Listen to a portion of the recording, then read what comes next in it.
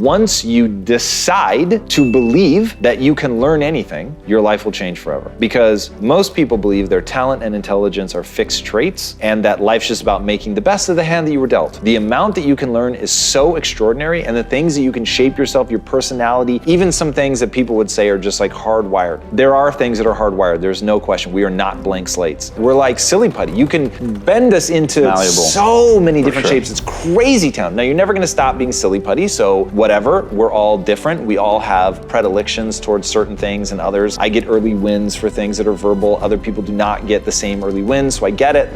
But at the end of the day, we are far more malleable than people think we are. Need motivation? Watch a top 10 with Believe Nation. Hey, it's Carmichael, and I make these videos because running a business is hard, and waking up every day and getting to work when you're all by yourself is hard. And the thing that saved me, that continues to inspire me, motivate me, give me hope, inspiration, ideas, is looking at the stories of people who've done a lot more than me. And I learn strategies, I get motivation, and it gets me to believe in myself to go off and attack the day. And so I hope this video inspires you to do the same as well. So today, let's learn from one of the best, Tom Bilyeu, and my take on his top 10 rules of success. Enjoy.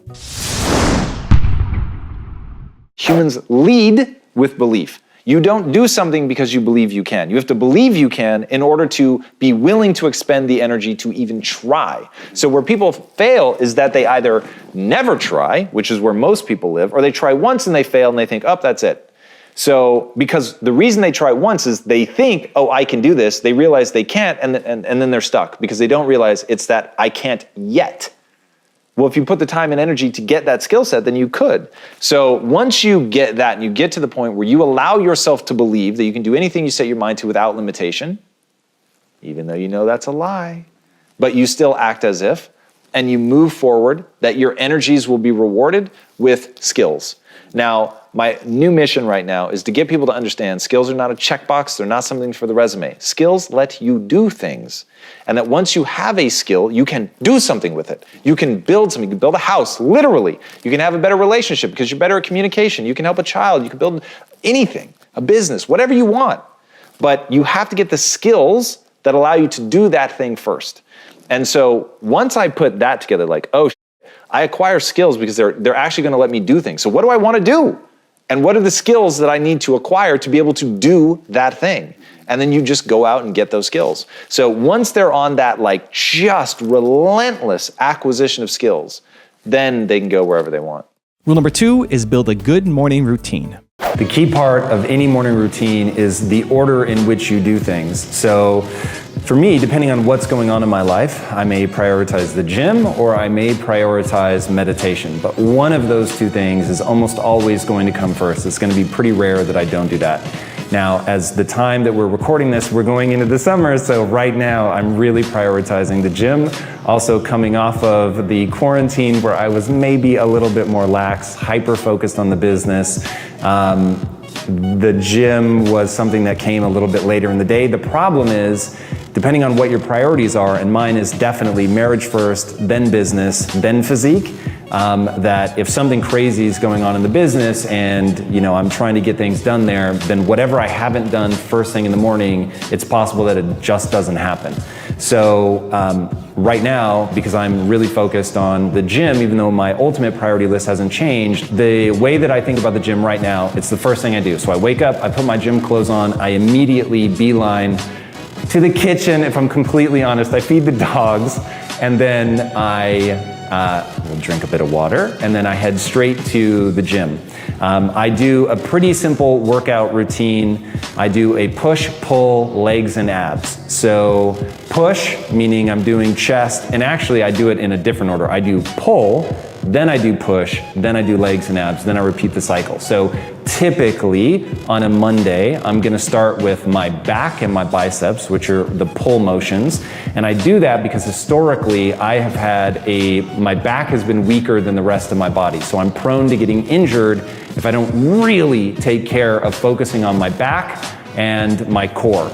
When I do that, then I can avoid injury. When I don't, then I run into problems. Rule number 3 is believe in yourself.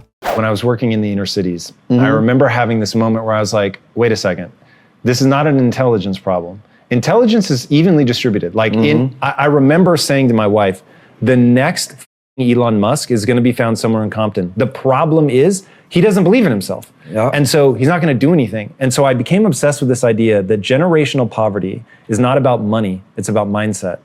Now, it will manifest as money, but it is that. So I remember I had one kid come to me and I was the first person that told him, you can be successful. Like, what the why do you not think you can be successful? It didn't even make sense to me. And he was like, well, my mom always told me that the world didn't want to see people that look like me succeed. And I was like, I'm sorry, what? I'm like, even if your mom had good intentions, that is the worst advice ever, because if you think you can't be successful, that will govern the way that you move, right? So Kobe Bryant, people that have listened to me for a while have heard this quote 1,000 times, but boos don't block dunks. The world can hate you all they want, but if you're good enough, think about this. The best basketball players in the world were paid millions of dollars to stop Kobe Bryant from scoring, and the scored 81 points in a single game. 81 points. When you've got 5 people paid millions of dollars actively trying to stop you, and they can't because you've gotten that good. That to me is the game of money. People can not want you to succeed all they want, but if you out-invest them, they can't stop you. They can't stop you. Rule number 4 is learn to communicate. What are some things that you feel like are important to have compatibility on, or things to look for entrepreneurs that want to get in a healthy relationship? Because entrepreneurship's not easy.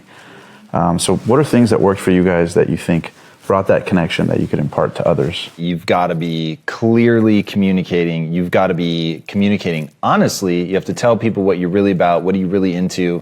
You know, it's the difference between listening to your audience and pandering to your audience, right? So you want to listen to the person that you're with and see like how you are. Are they giving you feedback that would make you rethink some of your beliefs? Be open to that for sure.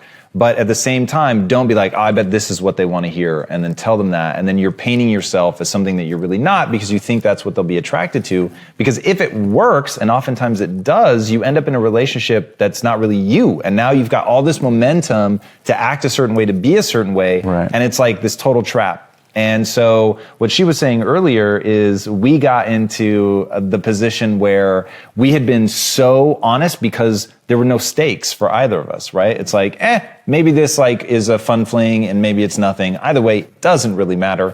And because of that, it's like we were exactly who we were. And so the relationship was already built on, well, I'm attracted to the person you actually are. You're attracted to the person I actually am. So that's a good start. And then, man, I'll be honest, like, and this is why I'm such a fiend. So as you know, she's got a new show called Women of Impact. And I'm always telling guys, watch the show because how many times have people said, oh, I wish I could be a fly on a wall for that conversation and hear how women really talk. Yeah. This is the show. So I used to read obsessively Cosmopolitan magazine, Elle magazine, like all of that stuff, because I was like, I want to know how women think. I want to understand, like, how do they see a relationship? Like, how many times does the joke have to be that guys don't understand women before a guy goes, well, I'm just going to go figure this out? And for me, because I was never that smart, I always had to learn stuff. But I just believed that, oh, things are learnable. You can go read about them and learn. And that was ultimately how, at the time of my life when I was sort of sliding towards depression, it was like, I'm going to go read about the brain and figure this out. So to get into a relationship, because I could tell I wasn't good, I started reading all these magazines and trying to figure out like how do women think and all that. And so coming into it, I knew, okay, like across the board, when you ask people that have been in a relationship for a long time, what's the secret to your success? They all say the same thing: communication. So like, how many times do you have to hear that before you go, oh, I better get good at communicating, right? And so what are the tenets of communication? So being honest with somebody, being direct enough to be understood, being a good listener, being caring. Also, to make sure you're actually taking action after watching this video, I've designed a special free worksheet just for this video. The worksheet will highlight all of the lessons learned in this video, as well as pull out our 3 favorite learnings and quotes that will inspire you to actually do something. The worksheet will also give you space to write down what your key takeaways are and your specific plan of action to make sure you're getting results. If you want the worksheet designed specifically for this video, absolutely for free, there's a link in the description below. Go click on it and start building the momentum in your life and your business. I'll see you there. Rule number 5 is create an impact. Impact theory is all about when when I was 18, I started big brothering for this kid, extraordinary kid, loved him, and was just like, whoa, his zip code is really with his entire life. And I thought, it planted a seed. At the time, I was too young and stupid to really think anything quite too intelligent. I just wanted him to know somebody loved him, because he came from a very troubled home. And then flash forward 15 years later, and I've got 1,000 employees that remind me of this kid. And they're growing up in crazy circumstances. Like one guy held his stepfather while he bled to death from a gunshot wound to the head. Another kid saw his sister shot to death in the heart with an AK-47 in his front yard. Another kid hit under a car while his best friend tried to hold his intestines in and bled to death like 8 inches from his face. I mean, it's just like story after story like that. So crazy. And I was like, why don't they get out of this situation? Like, this is crazy. And some of them were objectively more intelligent than I am, meaning they can process raw data more quickly than I can, but they weren't going to do anything with their lives because they didn't have, like, if you think of intelligence as the hardware, they didn't have the operating system, the software to make sense of the world, to operate in a way that would allow them to leverage their intelligence. And so I just got really hardcore about, there's got to be a way to teach this, because I didn't start with business instincts, and yet I've built very successful companies. So how do I pass this on? And I found that about 2% of them actually took the information, because I said, look, I will teach you everything I know about business. I will make myself available. I will come in early. I will stay late. We created something called Quest University. Like, I will be way diehard to give you this information. And 2% of them had changed their lives and their families' lives forever. 98%, on the other hand, did all with the information. And I was just like, this is crazy. So I was very frustrated with this 98% drop off. And I was very willing to accept I was the problem, that I just didn't know how to do this. And I started looking at, how do you change the mindset of somebody who's antagonistic to change? Because, dude, some of the 2% ended up getting in fist fights with people back home because they were like, you've changed, you've sold out. And I was like, this is bananas. So it just brought me back around to where I started, which is actually filmmaking, which is what I leveraged in marketing to help grow Quest. And coming back to the sense, if I could change their self-narrative, if I could change their value system and their beliefs with stories by hitting them on an emotional level, and it's my first passion, my first skill set anyway, could I really do something? And so when I left Quest, I think my last day was a Monday or a Tuesday, and the very next day we started Impact Theory. So it wasn't like I exited and wanted to take time off. Like, I understand meaning and purpose are the primary drivers in anybody's life. No matter how much money you have, meaning and purpose will be the thing that wake you up. And so we started it the next day with the goal of building the next Disney, meaning literal film and TV storytelling, so that we could change over generations sort of what the cultural subconscious celebrates. And if we could get people to celebrate a growth mindset, working hard, being tenacious, personal responsibility, things that have become sort of passé, which I am utterly shocked by, then we could have real impact. And so that's why it's called Impact Theory, because it is quite literally my theory on how to impact people at scale.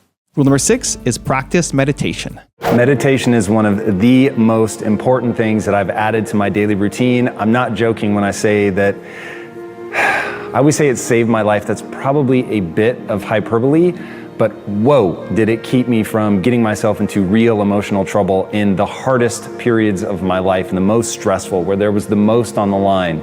It was so comforting to know that I was never more than 45 minutes away from total equanimity. And the only way for me to achieve that is through meditation. So meditation is a critical part of my daily practice. It is really simple. So I do what's called just breathe meditation. So I'm gonna take my shoes off here.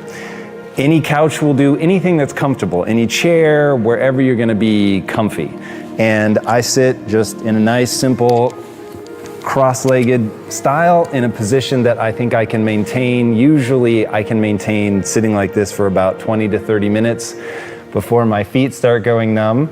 And I found, for whatever reason, that when I touch my hands together, that it creates this sense of like the energy looping. I don't know, that feels so silly to say, but it was one where I started out doing this, and then I just found myself wanting to do this, to rest my hands, not interlaced or anything, just really simply in my lap. I sit comfortably. I don't try to, have like really strict posture. I actually find the more I sit up, the harder it is to breathe from my diaphragm.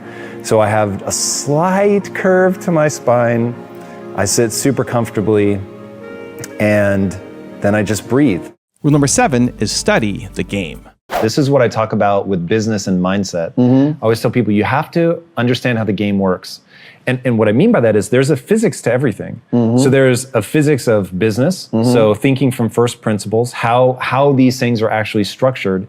And I think the big breakthrough, and I've heard you say this, and I think this is really smart, there's a difference between the basics and the fundamentals. Yes. The basics is just 101. Yep. So here are the sort of words and phrases that you're gonna need. The fundamentals are the physics. This is how it works. And once you know how something works, then you can get good at it. But if you, and I really think the vast majority of humanity, and I don't care what class you're in, the vast majority of humanity does not understand how the world works. Yep. Therefore, they are at the mercy of the world, and the people that figure out how it works can change things. You know, I mean, we'd use a negative word, say manipulate, but it really isn't that. Like, this is power. Close your eyes, imagine a world better than this one. Open your eyes, get the skills to make that world come true, and go actually make it come true. That's power. Yeah. Imagine being able to close your eyes, imagine something, open your eyes, and actually be able to create it. That's power. So whether that's to change, you know, people growing up in the inner cities, whether that's to create generational wealth in your own family, whether that's to learn architecture and build a bridge or a house, whatever. Like, that is the point. But to be able to do that, you have to understand how things work. Rule number 8 is save money. I will just say, here's some good advice for anybody, literally no matter what phase of your life you're in. Off the top, pay bills. Then you need to be saving. You want to save as rapidly as you can to get to the point where you have 6 months cash on hand, period. I don't care who you are. I don't care what your value system is. This is just reality. And we're recording this in the middle of the COVID-19 crisis. So can anybody say that that would be a bad idea to have 6 months living expenses? Not cut your life to the quick. The way you live now, you can live without changing a thing for 6 months. If you're unable to save, your lifestyle is out of control, and you need to get your lifestyle to a point where you can save up to that. Because you only have 2 levers, the amount of money you make and the amount of money you spend. That's it, homie. So it's one or the other. Now, that is not something that I was good at when we met. That's certainly something that I've gotten more disciplined over time. But even in the beginning of our relationship, when you were like, hey, it's really, I come from a saving standpoint, I was like, that actually does make sense. Like, I've always been by myself. I've always kept my expenses very low, but there's no question that is a very smart way to approach it. Rule number 9 is make decisions without fear. What was your system for decision making? Because I can imagine you have to make tons of decisions with not all the info, and then behind that there's more and more and more decisions. What have you found looking back was effective and worked for entrepreneurs that might be listening and have to make some of their own decisions to grow or scale? What were some things you learned from that experience? Always better to make a decision and be wrong than be afraid to make a decision. So not making a decision is like a guaranteed wrong answer. So going in, making a decision, then learning rapidly from what you've done, like, that's the key. To not let your ego get tied up into whether or not you made the right decision. Okay, it didn't work out, fantastic. What are you learning and how are you going to apply it moving forward? And so that's one thing that I'll say, I'm not afraid to make decisions. So I'm also not afraid to be embarrassed. I'm not afraid to be wrong. I'm certainly not afraid to admit that I was wrong.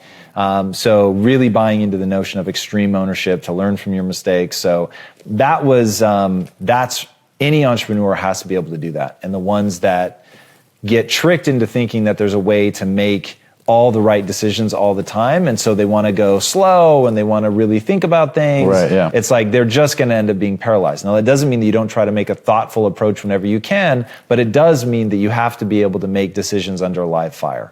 And you've got to be able to make them quickly, and you've got to be able to learn even faster. And rule number 10, the last one before some very special bonus clips, is start taking action.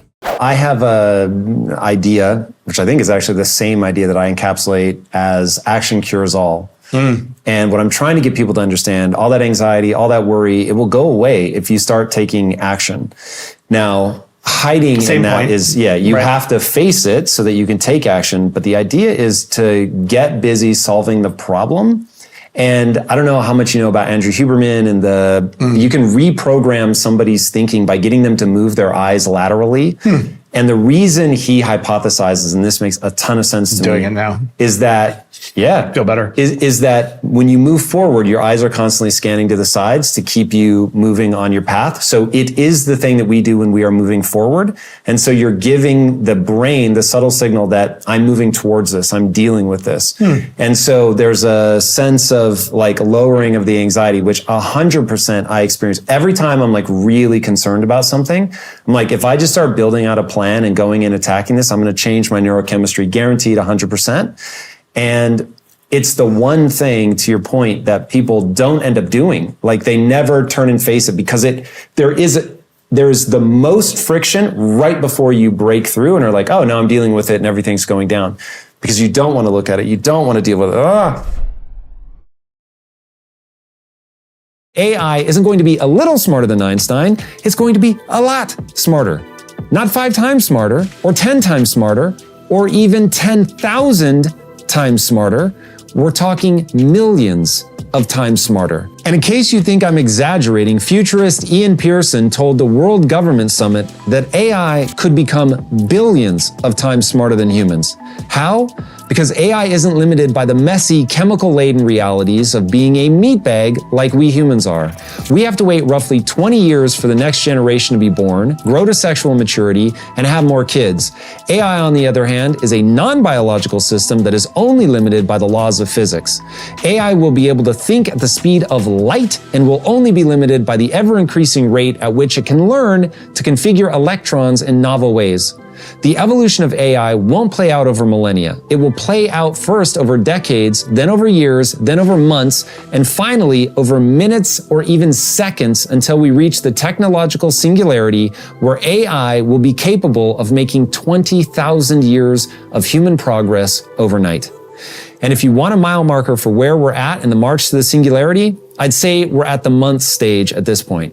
How much longer it's going to take to reach the actual singularity where the rate of change is so fast we can no longer predict the future is anybody's guess. But futurist Ray Kurzweil predicts it will happen by 2045. Now, why should you believe him? Because approximately 87% of the technological predictions he's made over the last 3 decades have come true. And in just 1 month, OpenAI's ChatGPT has gone from not existing to being used by 100 million users. AI works, and it's getting better every day. Let's say Ethereum just doesn't make it as a currency. What happens to our NFTs that were minted on that blockchain?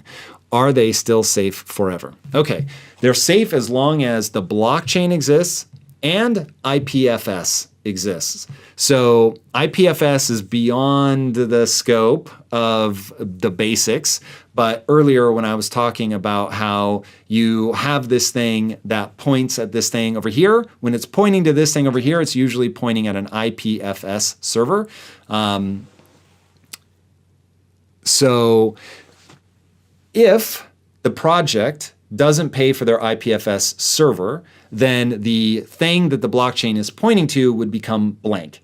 But as people have noted, if that were ever to happen, somebody could spin that back up because the blockchain, unless the blockchain went down, which would, be very, it would require that the entire blockchain implode on itself, which is possible. I want to be very clear that if everybody stops believing in the Ethereum protocol and there are no people that are securing the Ethereum protocol, then the Ethereum protocol would, for all intents and purposes, cease to function. Given the network effects of how many people are securing the Ethereum protocol and how much value there is in the Ethereum protocol in terms of money invested, that seems like a long shot. It is definitely not impossible. Again, I am not a financial advisor. Do your own research, but it's highly unlikely. So the short answer is yes, it could collapse, go to zero, be totally meaningless, cease to effectively function as a blockchain, and everything that you had on it would be gone. But I feel way more secure about the things that I have secured on the blockchain than I do, say, something in my house or my car, which can be broken into. So keep that in mind. But if it didn't make it as a currency and the blockchain collapsed, then yes, it would go away, and no, your things would not be safe forever in that instance. So it really comes down to, what do you think are the odds? And this is why I am focused on the top two biggest, the ones that have the biggest network effects. It just is way less likely that they implode. It's not impossible, but it's way less likely. So be very, very thoughtful. Again, only invest what you can afford to have go to zero. I think that is the right approach to take at this stage or any stage. I wouldn't buy more in gold than I could afford to go to zero. So be thoughtful out there, my friends. Basically about risk and how to manage that. Right. So going back to risk, so you have those two paths before you. You've got the high risk, high reward. Then you've got the much lower risk, much longer time horizon to get wealthy. And so that's where I would advise people, if you're going to bet on yourself, accept a lot of risk, but know that it's like most businesses fail, but it could still be the ride of a lifetime if you've got meaning and purpose, right? So I still don't know if impact theory is going to do what I want it to do, but I show up every day and fighting for it feels awesome. And so I've already spent 6 years of my life just doing this thing, trying to build it. It's been 6 of the best years of my life. So it's like, okay, well, nothing can take that away. So even if it ends up failing, while I will be, there'll be a moment of emotional trauma, that doesn't negate all, going after something that really matters. So for me, that's where I invest. The vast majority of my net worth is, I guess technically the vast majority of my net worth is effectively buried in bonds so that I can't lose anything, which is me saying I'm a very low risk investor. And so all of my high risk dollars though are in building impact theory, right? So we're just pumping money into it to continue to scale and grow and grow and grow. So if I were doing risk, I would do that. But for most people, I would say you'll be a lot happier, you'll sleep a lot better if you put money into an index fund. 1, reframe your thinking around AI. Do not see it as the enemy. See it as a tool. You're not going to be replaced by AI, at least not yet. You're going to be replaced by a human using AI. So be the human that replaces others. Get control of the AI, learn to use it. 2, figure out how AI is going to disrupt you. Face it head on. Don't shy away from this. Don't run, don't hide. Identify your vulnerabilities and aggressively shore them up with additional skill set. 3, identify all the AI tools that are relevant to you and master them. Learn absolutely everything you can. Remember, this is the very beginning of a very aggressive revolution that's going to change everything. Moving quickly gives you advantages. What is the biggest needle mover for moving your business forward in your experience? What can I do if I feel like my startup is not moving fast enough? Okay, whenever you're trying to build a business, you are saying, I'm here, I have a goal that's there. Your goal needs to be hyper specific. Between me and my goal is an obstacle, and I need to get past that obstacle. Now, to get past that obstacle, you're looking for what Tim Ferriss calls the lead domino. I think this is a brilliant concept. You're looking for that thing that you can do first, that if you do that, that's going to have the biggest knock-on effect in terms of making other things easier. So at Impact Theory, I'm trying to build the next Disney. My lead domino was social media.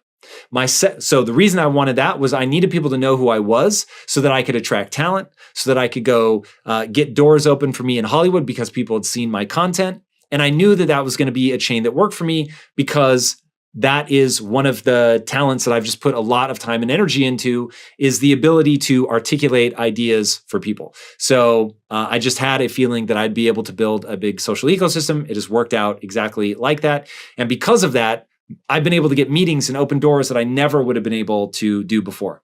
Now, the second lead domino is video content, being competent at creating visual content. Because if we're going to be the next Disney, we know that we're going to be dealing in film, TV, video games, storytelling, books, comics, all of that. Okay. So, all right, cool. So if I know that that's what I'm going to have to do, what are those areas of core competency? One was going to be video content. Another was going to be comic books. Those were the first that we attacked for several other reasons. But identifying what your core competencies are going to need to be, and that if I were to get those core competencies, they would necessarily make it easier for me to do other things, okay? That's what you want to identify. Now, once you have that, you're going to run something that I call the physics of progress. And I actually teach a whole class on this in Impact Theory University in something called business decision making. So if you guys have a business already and you're looking to scale it, go check out business decision making. We go into a lot of depth on this. But the idea is as follows. There is an actual nature to progress. There is a way that it works. Now, the reason I call it the physics of progress is because it's getting down to first principles thinking. Now, what first principles thinking is, you're no longer reasoning by analogy, okay? We're not saying this is something that's like this. We're saying this is it. This is the thing. This is how it works. So take the human experience, for instance. The human experience, the first principles way to view it is that humans are the result of evolution. And when you understand how evolution shaped the brain and the body and how they're in communication, now the human animal suddenly becomes a lot less mysterious. And you don't have to wonder where that negative voice is coming from or why you're so ambitious, why you're afraid of public speaking. All of those things you could understand from a first principles perspective of understanding how evolution shaped us. In business, there are very similar physics, right? You're trying to sell something for more than it costs you to make it. To scale, you're going to have employees. Employees are humans, and they have all kinds of what Dan Ariely calls predictable. They're predictably irrational. So looking at all of that, understanding how markets move, understanding how marketing works, understanding the tools that you're going to use in your business, understanding business structure. When you understand all of those things, now you can think from first principles. When we talk about making progress, there are very simple steps that you have to do. And it's basically the scientific method recontextualized for business. And it goes like this. I'm here. My goal is there. I have identified the obstacle, the impediment that stands between me and my goal. And a way that I like to ask it is, why, if I just keep doing what I'm doing now, why won't I automatically get to my goal? And one of the most important things to understand is the second law of thermodynamics, which applies aggressively to business, which states that any closed system moves towards entropy, meaning that if you don't have energy coming into a system, everything goes towards chaos, right? Your room becomes messy, the fire burns out, or the forest fire rages across everything. Everything moves towards chaos. And the only way to organize something, to structure it, to get it to work in a specific way is to pump energy into that system. How do you stay focused in this world full of distractions? I often find myself procrastinating and watching YouTube videos forever. All right, so this really does come down to habits and routines. This is one of those things I cannot stress enough. If you haven't built in mechanisms to deal with your lesser nature, you're forever gonna fall prey to them. Some of it is identity. Some of it is, I'm the kind of person who makes use of my time. Some of it is, I'm the kind of person that has goals and I do that which moves me towards my goals. But then some of it is reinforcing that belief with very strict rules, what I'll call bright lines. So some of my bright lines are, I go to bed at 9 p.m., period. Second bright line, I only have 10 minutes to get out of bed. So I wake up when I wake up, I don't use an alarm. But once I realize I'm awake, then I only have 10 minutes to get out of bed, as long as I've had at least 5 hours. So look at the clock, see what time it is, I have 10 minutes, boom, I'm up. And I emotionally reward myself when I meet the deadline, and I emotionally punish myself if I miss it. And when I miss it, by the way, it's usually by seconds. It's not like ever I'm just like, F it, and I stay in bed for 20 minutes. That would not be a bright line. But hard and fast, 10 minutes, emotionally reward yourself or emotionally punish yourself, whether you do it or not. And then just having a compelling future. It is so critical that you have a compelling future, that there's actually something that you're excited about. And this makes me think of weekend warriors. For most people, no one has to tell you what to do on the weekend. You're very excited to do it. You get out of bed with some enthusiasm. There's something that you want to do that day, even if it's play video games, read, watch a movie, hang out with your significant other, whatever it is, there is something that you're excited about. And there is a way, and I won't answer it in this question, but there is a way to put at the center of your life and all the things that you're doing to work and to build something, to put that thing that you enjoy at the center of that, so that you're generating income off of something that you love doing. That is very, very possible.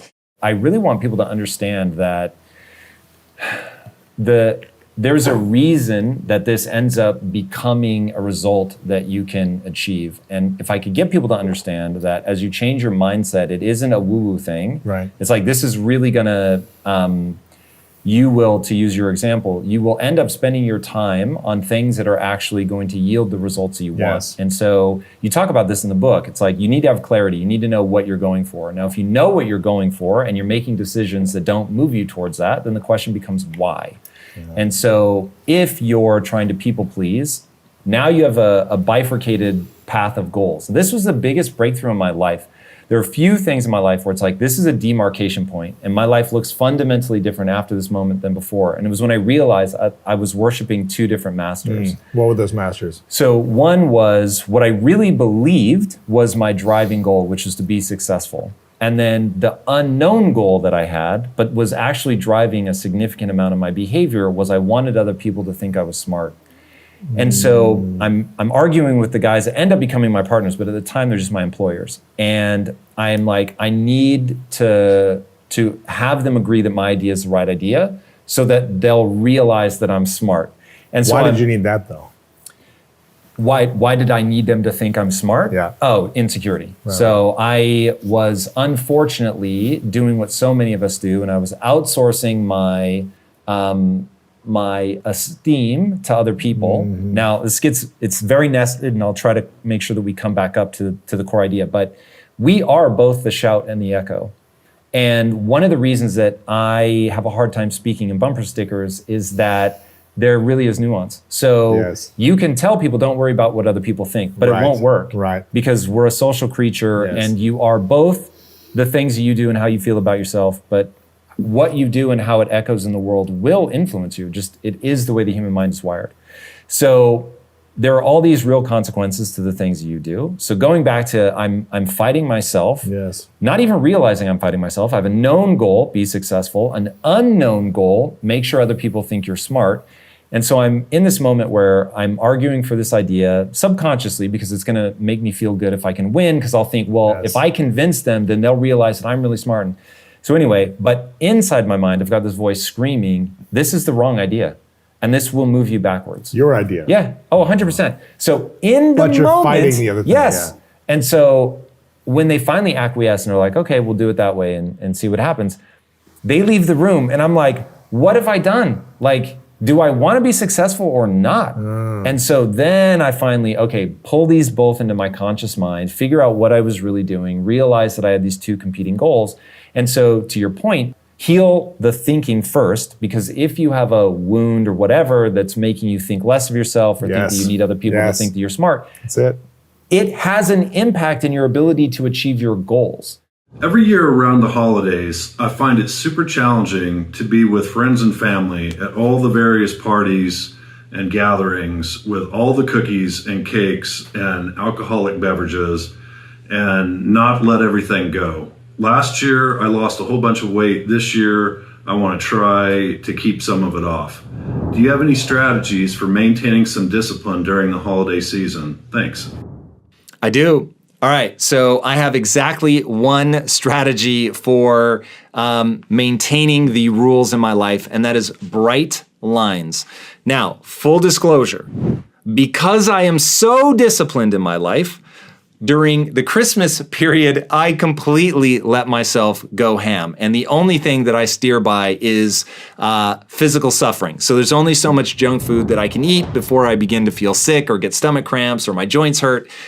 So that keeps me in check to some degree. But I don't want to give advice like I'm moralizing. I just want to, because all bets are off for me at Christmas, but I do want to give you the strategies that I would use, or I should say, I'm going to give you the strategies that I use year round that you can deploy at Christmas that will work guaranteed. It's just a question of whether you want the outcome badly enough to stick with it. So it is very easy not to have any alcohol. It is harder to have one alcoholic drink.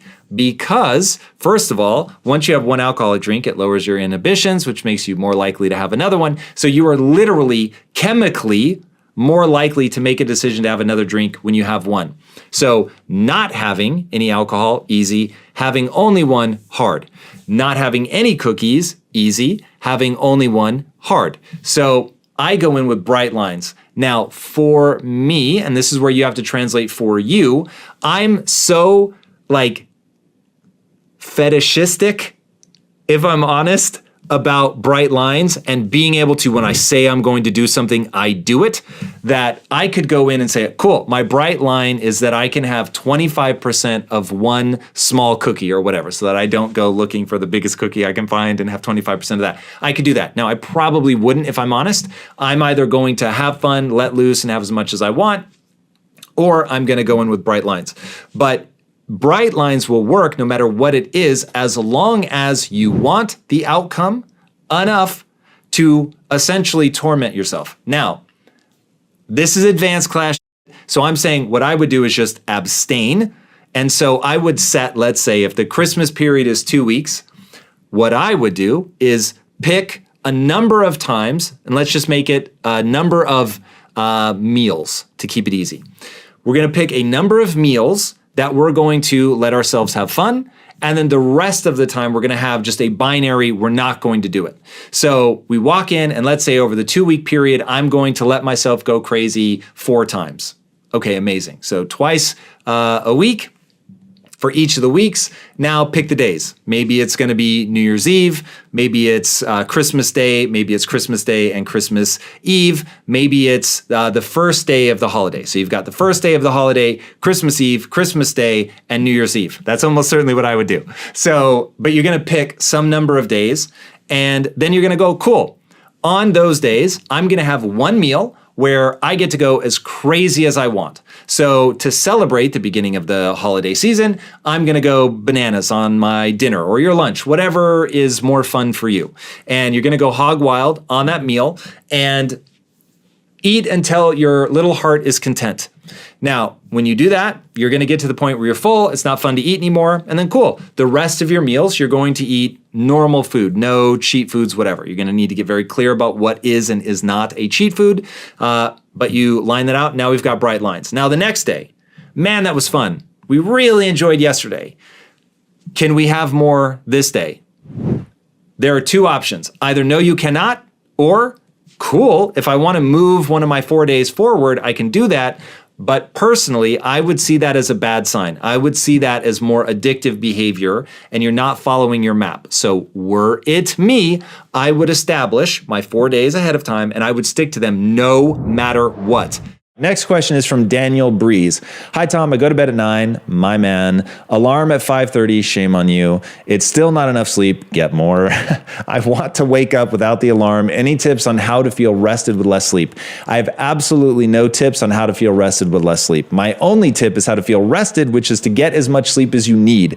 Now, while it's really annoying to me that right now I'm sleeping 7 and 8 hours versus my normal 5 and 6, it is what I have to do to be cognitively optimized, and therefore I do it. I won't say that I don't complain, as you hear me doing right now, but I think that the priority remains being cognitively optimized, not being tired. I think being tired is a unique form of torture that I absolutely despise, and to get the most out of my day, to make the most of whatever hours I'm awake, I would rather be super sharp and well rested than try to wake up really early, be tired, be slow, be miserable, and quite frankly, not have the ideas coming from my subconscious, which I find is slowed or even muted if I'm too tired. So while there are rare occasions where I will set an alarm, I wake up to an alarm certainly less than 10 times a year. So a year.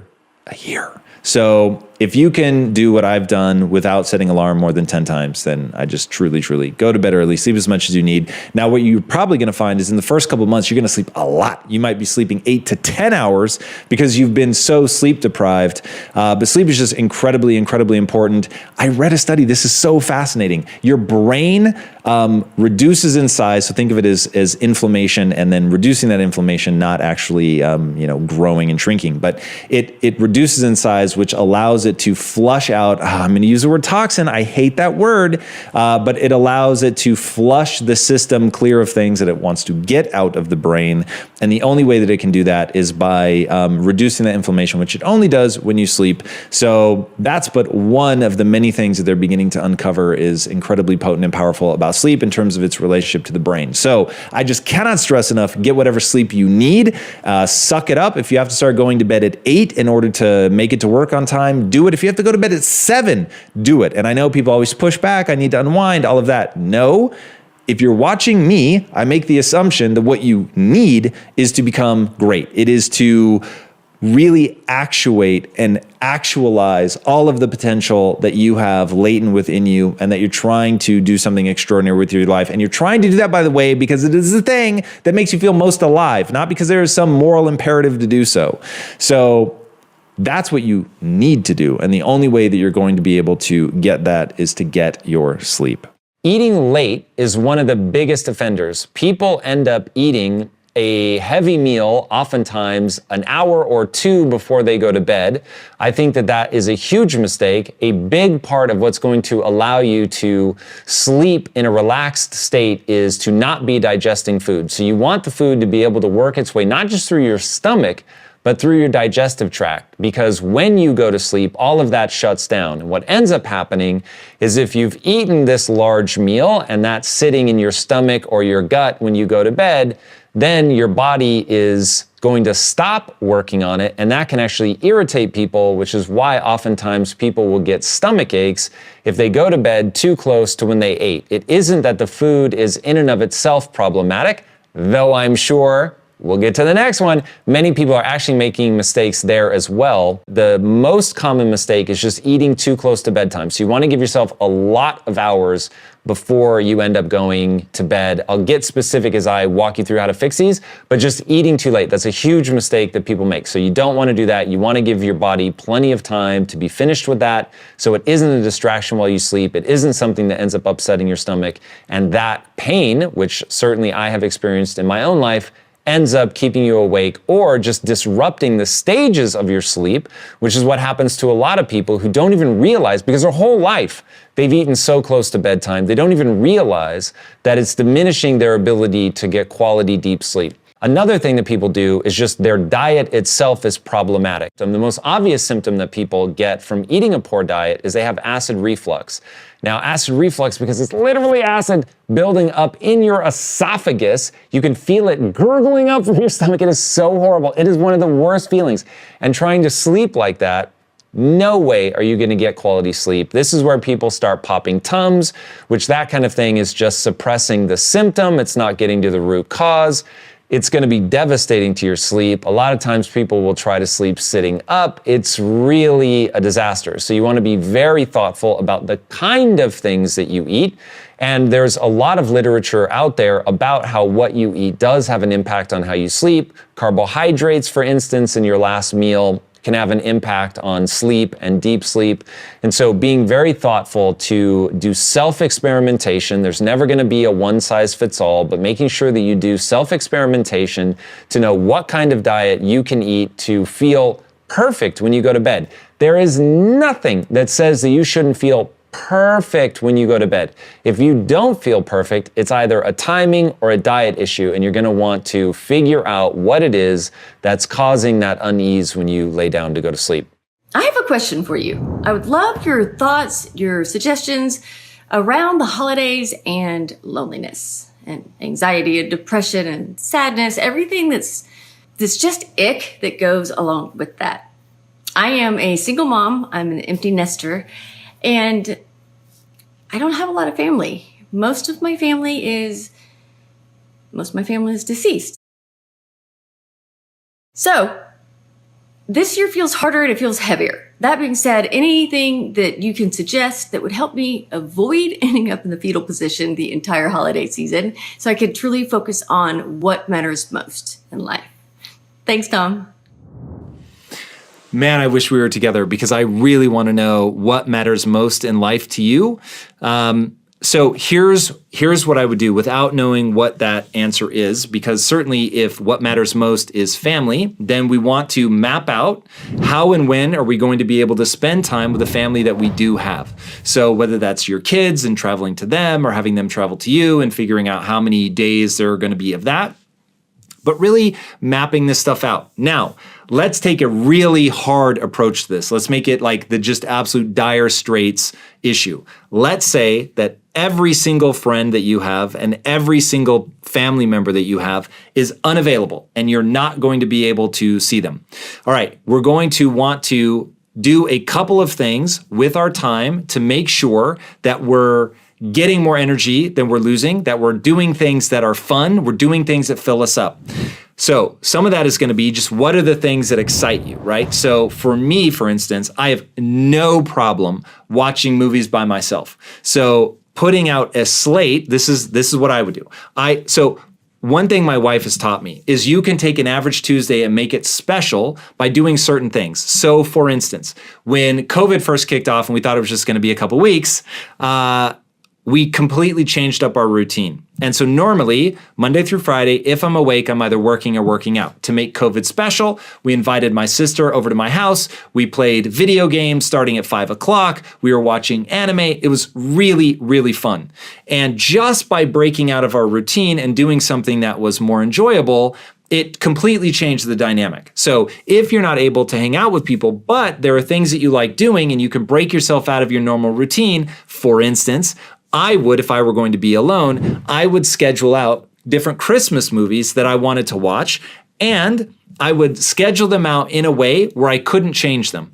Because then what ends up happening is you're like, oh man, I can't wait till Tuesday or whatever when I get to watch this movie that I'm saving for myself for that day. So there's something about, and I would leave some wiggle room. So I would, let's say I had 2 things planned that I was going to watch. One is scheduled, one is not. Then I would also, you have to find the things that make you happy. Everything in your life once you wake up should be dictated by a routine that you follow religiously that is optimized to help you achieve your goals. Now remember, you should set goals that are honorable and exciting. So it's something you're legitimately interested in doing. Again, don't let other people set goals for you based on what you should want. Don't chase money.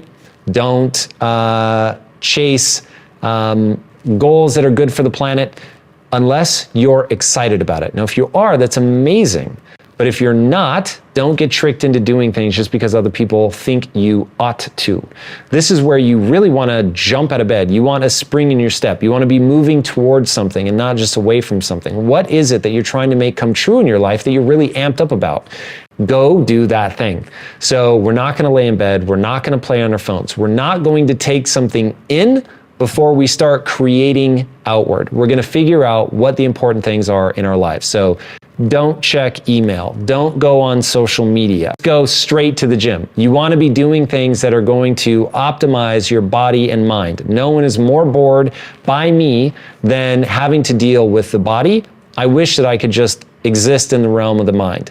But the reality is that your mind and your body are completely interconnected. They are organs in the same ecosystem. And if you don't take care of your body, you will tear apart your mind. So be very, very thoughtful. If you're suffering from depression or anxiety and you're not working out like a fiend, that is step number 1. Here's the thing about happiness. Happiness is by nature transient. Happiness is also a neurochemical state.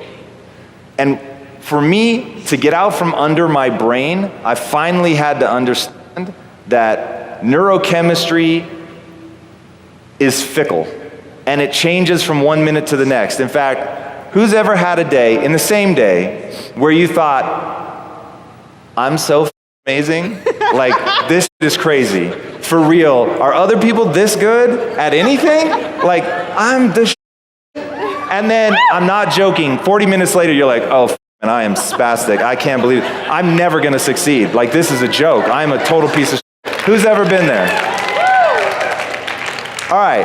That's essentially universal hands in the air. So just know the next time that you have one of those down moments, remember, everybody else is feeling that. The joke is on all of us. We're all feeling it, but we think we're the only ones, so we hide it.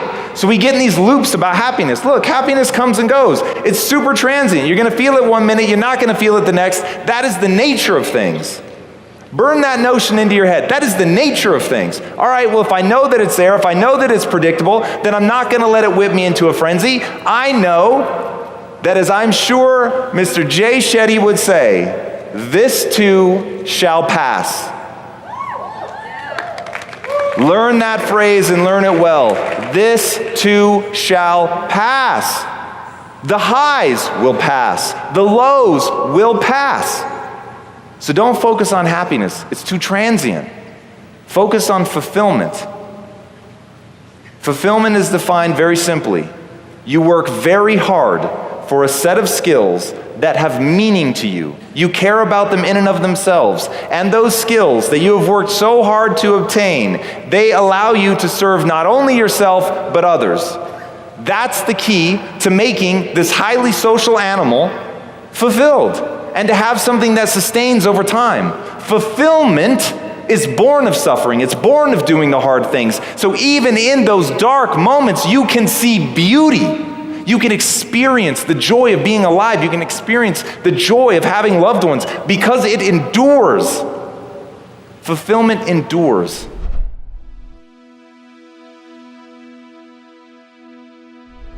Because you made it this far in a video, I want to celebrate you. Most people start and don't finish. Most people never actually follow through. Most people say they want something, but they don't ever do the work to actually get it. But you are different. You are special. Believe Nation, you made it here all the way to the end, and I love you. So as a special celebration, if you put a hashtag believe down in the comments below on this video, I will showcase you and celebrate you somewhere on the screen in a future video because you are awesome. For 10 more amazing rules from me, check the video right there next to me. I think you'll love it. Continue to believe, and I'll see you there. The people around you, the videos that you watch, the things that are on your wall, the voices that are in your head, you have these moments that are bold, that are courageous, that make you feel unstoppable and you can do anything, and then you fall